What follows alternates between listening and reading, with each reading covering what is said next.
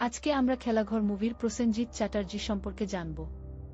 Romance এবং জীবনযুদ্ধের এক বাস্তবমুখী রূপায়ণ ঘটে এই গল্পে।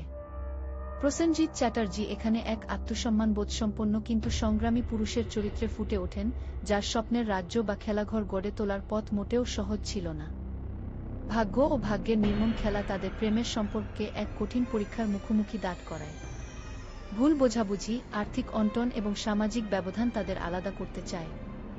কিন্তু ভালোবাসার প্রতি অগাধ বিশ্বাস এবং বেঁচে থাকার অদম্য তাগিদ কিভাবে সব ঝড় সামলে এক নতুন সকালের জন্ম দেয়, তা এই সিনেম্যাটিক উপস্থাপনায় অসাধারণভাবে ফুটে উঠেছে।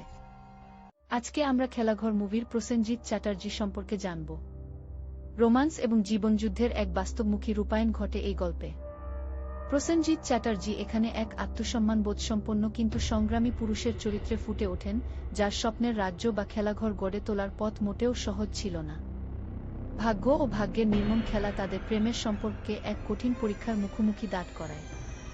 ভুল বোঝাবুঝি, আর্থিক অনটন এবং সামাজিক ব্যবধান তাদের আলাদা করতে চায়। কিন্তু ভালোবাসার প্রতি অগাধ বিশ্বাস এবং বেঁচে থাকার অদম্য তাগিদ কিভাবে সব ঝড় সামলে এক নতুন সকালের জন্ম দেয়, তা এই সিনেম্যাটিক উপস্থাপনায় অসাধারণভাবে ফুটে উঠেছে।